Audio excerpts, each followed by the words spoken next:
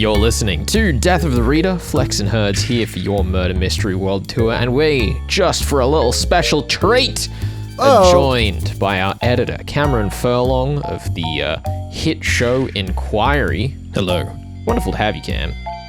It's great to be here, just so everyone can know that I am indeed real and wasn't simply a figment of Herd's imagination last time. You're not stuck inside the cryotube anymore. No, you've let me out of the cryotube again. This is so nice of you all to do this. It's nice to let you out for walkies. Well, yeah, today we are covering, at Cam's request, a film called Memories of Murder by Bong Joon-Ho, who you might know as the director of Snowpiercer or Parasite or Memories of Murder, which has been a bit of a cult hit film since its semi-maligned release in 2003.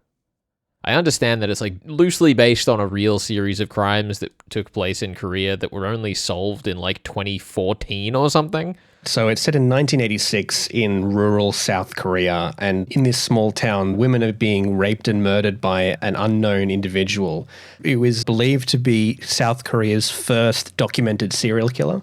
And this film was made in 2003 by Bong Joon-Ho, and it sort of serves as a way to raise awareness for this particular set of crimes that at the time had not been solved. So that sort of permeates the style of storytelling that this film has. Well, yeah, I think one of the really interesting things is if you've seen stuff in his catalog, there is definitely a strong thread of the way that systems corrupt people and what can be done in response to that.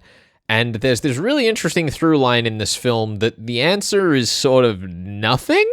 It's very grim. It's a very grim ending. But yeah, we'll get into that maybe in the spoiler section. Yeah, I didn't really know anything about this film going in. I mean, it's a Bong Joon-Ho. It's going to be depressing on some level, but I wasn't really prepared to see how desperate the characters get, because for the first half of the film, it's kind of a crime procedural, and it seems like, because the way that they kind of present the crimes, it's all horrific and terrible, but they get these suspects and they bring them in and they start interrogating them, and you go, well, surely by the end of this film, we're going to see these characters kind of put their heads together, figure things out, maybe get a little bit more moral, but kind of the arc of the film is watching them get desperate as things go along. Yeah, effectively at the start of the film, the first body in the case is found by our detective, Park, while he's walking along a local road and kind of finds a body in a drain. And it's very clear immediately that the police department is not used to doing something of this scale, and there's internal debate amongst the police office, and they're clearly just trying to get someone wrapped up, have the crime out of the way and wash their hands of it. Just move on from it, because they don't want to deal with something like this in their town. They're not used to it, and they don't want to be used to it. Yeah, it's quite interesting, because obviously, ideally you want to catch the person who actually did the crime, but the way that we're introduced to our first sort of suspect, he's this mentally challenged gentleman who they catch and they put him in the interrogation room. Yeah, he's like the son of the local pub's purveyor, and everyone in the town knows him. It's very clear that they've come to him because they're like, oh, that guy would make sense. He'd do something weird and horrible. He's the crazy guy, right? Yeah. Park's girlfriend mentions that she's seen this young man following the victim around all the time, and so Park immediately assumes that he's the one who's gone and raped and killed her, and with his fly-kicking partner drag a confession in big quotation marks out of him. And this is kind of where the social commentary on police work comes in, because Park tries to trap their suspect with a fake shoe print. He says, oh, we found a print from your shoe at the scene of the crime, and that means you definitely did it, right? And you can tell us exactly how you did it. The other thing is that, as we're going through the intro, when we're introduced to Park, he talks a lot about how he can spot the culprit immediately. He can just see it in their eyes. He knows it. And in a conventional detective story, you'd maybe almost take him at his word, right? That I see, this is our super detective who's covering the story. But in this, it sort of flips it on its head. It's clear that he's just used to, hitting his quotas. But then we have a detective from out of town, Seo, who arrives, immediately gets drop-kicked because he tries to help a woman who's fallen down a riverbank, and Park comes out and starts attacking him. And then he stops off on the way there to take a picture of a footprint in front of this cop who's come to help them with procedure. He has the shoes in his car that he's just picked up from the young man, Bayek, and prints it in the mud at the crime scene and then takes a photo while having a casual discussion with Seo. It's like ridiculously incompetent is how it seems, because I had no context for this film. I didn't know it was based on a real case. I was wondering if this was supposed to be a clever setup for Park actually having done the crime at this moment, because I couldn't believe what I was seeing. You know, this is clearly a veil for something more sinister. That's really the great strength of the opening of this movie, is that you don't know which device it's going to play with, and it sets up so many avenues. Like, did the detective do it? Like, was it a setup? Is this going to be a buddy cop movie? There's so many different directions that it could sort of go, and the just pure head-scratching moments they keep throwing at you as they set it up are brilliant. Mm-hmm. Yeah, it's fun because Bong Joon-Ho, like, his films are depressing, but they also have that element of whimsy to them. They have jokes and bits and comedic characters. A lot of them end up getting killed or in horrible situations, but like, for this being his second film, I wasn't sure how far he was going to sort of push the needle. We kind of explore, as we go along the investigation, these clumsy efforts to force a confession out of somebody, and they eventually start to actually find characters who they witness doing maybe not crimes, but unsavory things. They see this man jacking it in the woods at the scene of one of the crimes, and Park reckons this has to be the guy. They chase him down. There is a light amount of detective work involved in spotting that he's wearing ladies' underpants. It's a whole thing. But like, they catch him and they think this has to be him because we've found the kind of person that Park says, you know, I can spot a suspect just by looking at them. And so they think they've definitely got the killer in this moment. But spoiler alert, they do not have any conclusive evidence to hold him. One of the really interesting themes that you were talking about before, Herds, is as the case starts to go on and we get more and more examples like that, it starts to thread out this idea that, you know, it's not necessarily hubris that has made Park think, oh, I can spot a killer immediately, I'm a super detective. It's that he has nothing else to go off. Like, they are so strapped for resources that's his only option. I felt at the end of the film that for at least the first 2/3, they aren't trying to catch the killer. They're trying to assure themselves that they have already caught the killer.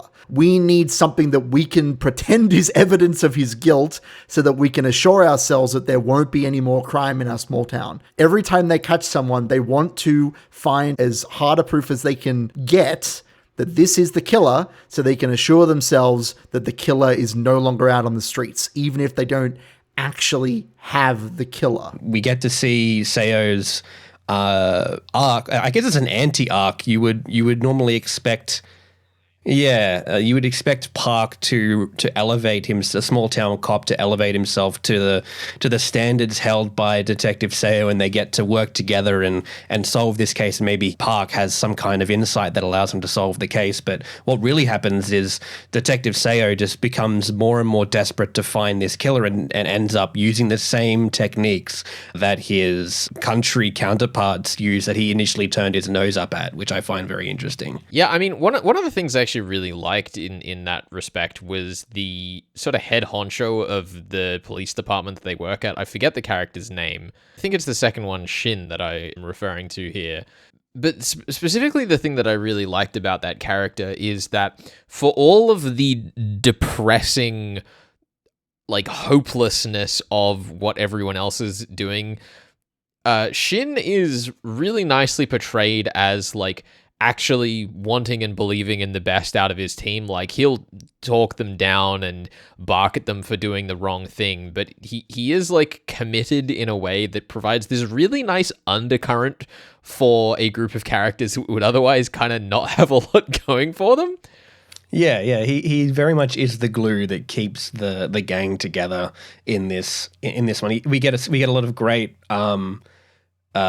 chief choose out the rogue detective, but for all three of them, but also guides them through a lot of their struggle, which I think is really great. He's probably one of my favorite characters in the film. I do feel like that sort of theme of holding the police force to a higher standard kind of runs through with the way that this film kind of rockets towards the conclusion. The idea that we can't just, go around arresting every single person who looks slightly suspicious, or that Park thinks, quote, looks like a suspect. Well, I suppose, speaking of rushing to conclusions, we should take a pause here, and we'll be back at the end of the show to talk more spoilers. In the meantime, though, I've got a conversation with Riley James, author of The Chilling, about her debut crime fiction novel. You're listening to Death of the Reader, your murder mystery world tour here on 2SER 107.3. Be back with more in just a second.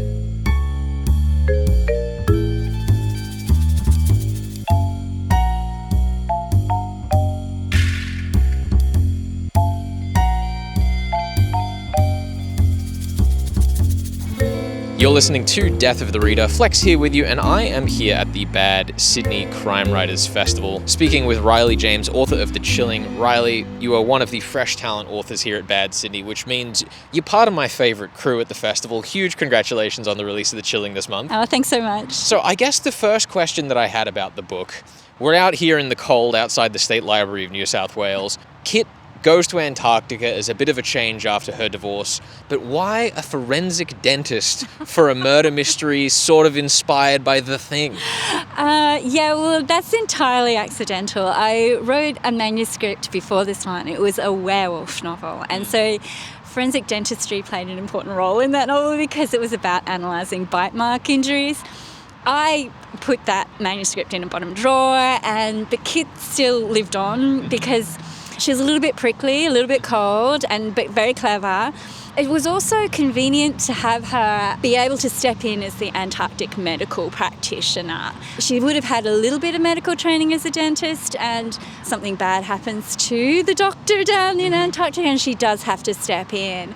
It's also convenient that she can also study the teeth of Weddell seals, because their teeth are no longer deteriorating to the extent that they once did because they don't have to bite through hardened sea ice anymore because of climate change. I'll admit it's not the first occupation you would think of for someone going down to Antarctica, but that's the reason. Is there a connected universe between this werewolf novel and The Chilling? No, well, that's a very good question. Someone was saying, why don't you pull out the werewolf novel now? And I'm like, that's not the universe of The Chilling, right?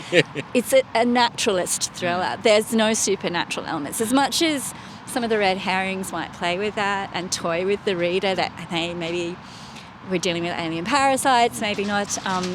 It is, in fact, our world. And our world, I think, doesn't include werewolves. But one of the things that's really mysterious and at times supernatural about your book is that so often in a mystery or thriller story, when there are events creating suspense, we either see them or we don't know about them until after they've happened. But one thing that's really interesting and constant through The Chilling is so often we know exactly when something horrible is happening, but not how. For example, we get the distress call from the pilot, is it?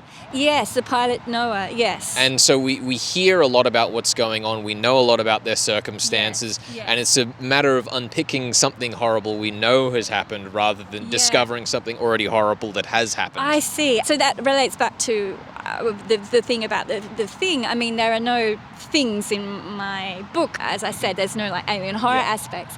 But you don't know what people's motivations are. And you're right. What is the significance of that early plane crash and the fact that some people come along and discover the crash and so on? And you know it happens, but how is that linked to what people are motivated to do afterwards? And of course, that's the kind of mystery that unfolds through the book. And coming back to The Thing, we don't really know what's going on in other people's heads. And that's something I play on in The Chilling. We know certain characters and so on, but we're not entirely sure what has motivated them. And it turns out that there are some pretty strong emotions behind the things that people do. Desire, greed, fear, anxiety is a big one.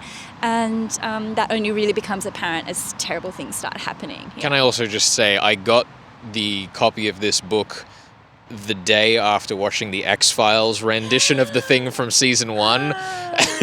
That is so appropriate. So that is an episode called The Ice. Yeah. It's in season 1, very early in Scully and Mulder's relationship. And as you know, they're called out to an Antarctic research station. Yeah. Everybody's dead. They discover, spoiler alerts for everyone else as well on a 30-year-old episode. But they discover a wormy alien parasite. And very briefly, Scully thinks that Mulder has killed someone under the influence of this parasite. What I loved about that was it brought about an early tension between the characters, possibly even a sexual tension.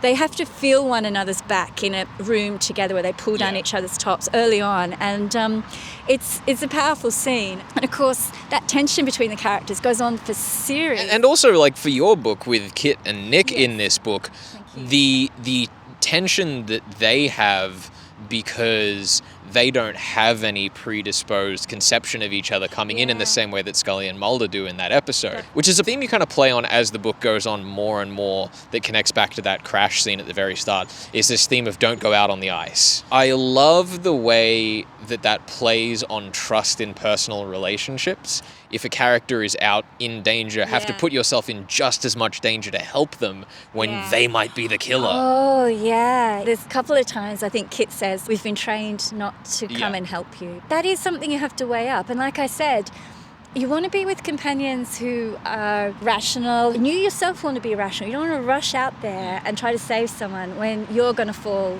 in the ice, or you're going to end up on an ice floe that's floating out into the Southern Ocean and you're all alone. And there has to be a calculation, and it comes back to emotions. It comes back to having well-reasoned emotions and not being someone who's given to great panic, great maliciousness and sarcasm in moments of greatest stress. You have to be on an even keel. You have to have an inner calm, and unfortunately, that's not really the case with many of the characters in the book. And it creates this beautiful tension. And one of the things that I really love, that I don't want to get into too much here because I think it plays so well into the ending of the book, but I love the way that characters are rewarded in small but subtle ways for their choices, almost in this karma system that you have going on in the book, I felt. Karma? Yeah. Was that intentional, or is that something that's just sort of the way that you feel your characters are deserving of things as you write? Well, it could be sort of a little bit of moral philosophy sneaking in there. In my full-time job, I'm a professor of philosophy and I teach a unit on the good life, and there is a kind of philosophy, it's a Stoic philosophy, that when you get your judgment right, you attain happiness. Yeah. You learn not to have those overwhelming emotions that mean that you're out of control, that you can't use your reason to stop you from doing what you're doing. And so good things come from having good judgment, basically. It's not so much karma, it's just good outcomes from rational, careful decisions and deliberation. Yeah, and I guess the last question I wanted to leave you with is, this book kicks off with Kit going off, as I mentioned, in the aftermath of her divorce, looking for a change. Is that a healthy choice for her, or is that something that the reader has to learn by the end? A healthy choice at the end. Like, she finally settles on the divorce. She's got some closure. Like, as we know, she goes to Antarctica because she's pulling a geographic, which is kind of ironic because she wants to go to a place where nobody knows her, and she's not around people who have, witnessed her degradation and her humiliation. But she's thrown together with people that she can't escape from, some of whom she's not unfriendly with anyone, but she's kind of a little bit prickly, I guess. The choice in the end is actually a positive one. I think she's ready to go back into society and she's ready to love again. And there's a phrase that runs through the book from the Bible, the one thing needful. And when it first comes up, it's interpreted biblically as about the salvation of the soul. But then it becomes this very secular thing, that the one thing needful in life is good relationships with other people, enduring relationships, and forgiving people for their foibles and forgiving people for those wild, out-of-control emotions that they might have in stressful circumstances. So yes, it's a crime thriller. It's not a tragedy. Everything's resolved, and Awesome. Well, Riley, thank you so much for joining us here on Death of the Reader. It's been a delight welcoming you into the crime fiction community here at BAD, and a delight getting through this book. So thank you so much for having the time with us. Well, thank you so much for your wonderful questions. I've really enjoyed it.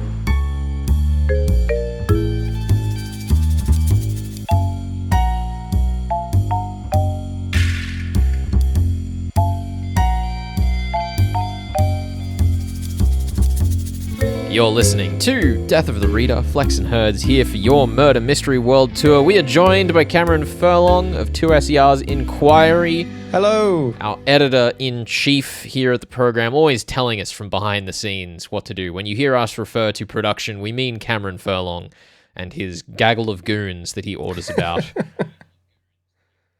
Yes, I have the whole team in this small office. They all take... One person operates the mouse, one person operates the keyboard. I've got another person on a hamster wheel providing electricity for the computer. Talking of production chastised me during my chat with Riley James that you were listening to there about the fact that I said that this film didn't do terribly well, as though it wasn't the biggest film of the year in Korea in 2003, the year it came out. I just wanted to say to production, I know it was a joke. Clearly didn't land. For that, I apologize. That's the nature of live radio, baby.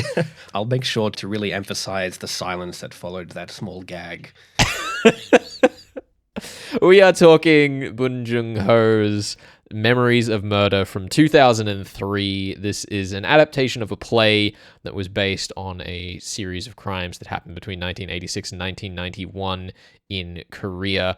And we're into the spoilers section now, which means we can talk all about the ending. I think based on the themes of this, it's very clear by about halfway through the movie that we're never going to catch the killer. And I thought it was kind of fun the way that it kept teasing us towards that conclusion. Like, yes, it's hopeless. Yes, it's hopeless. Yes, it's hopeless. Have you given up yet? The story doesn't ascribe any particular character the position of murderer in the film. It's very clear by halfway through, you kind of realize that they're not actually going to catch the killer.